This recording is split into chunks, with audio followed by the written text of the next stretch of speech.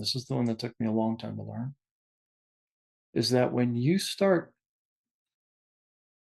capping, shrinking, controlling Omega's flow, shutting Omega's flow down, you shut it down not just outside the bedroom, but inside the bedroom.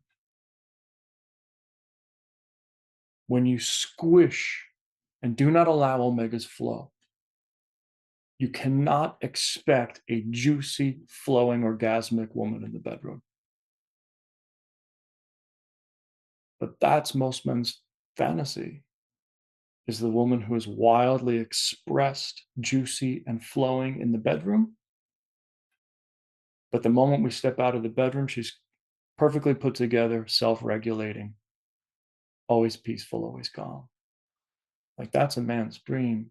And he struggles to find that in long-term relationship.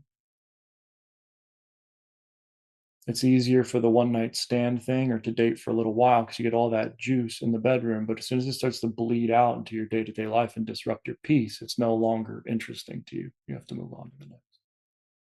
Right. So we have to understand that Omega's flow is a flow that's constantly persistent in her nervous system. And depending on how you react to it, depends on the quality of your sexual dynamic with that woman.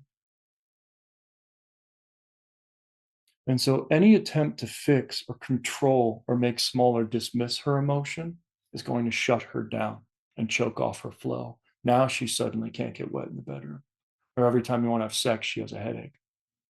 Those are the type of the common stories that happen in those dynamics.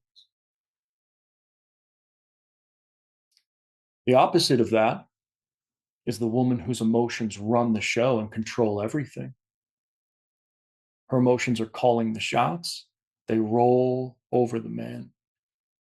And then there's no structure holding her waves. So her fullness is controlling the moment. And she feels this guy can't even hold me. And then she doesn't feel turned on by that guy. Her sexual interest starts to look at the guy who might be able to meet her or hold her more powerfully in that. So, this is why when we start working with emotions, this is the consequence of it because it bleeds so deeply into your intimate life that a lot of people don't realize that's at the core. And just processing more emotions with her is not the solution. Processing is useful from time to time, but no one feels like fucking on the drive home from therapy. Why?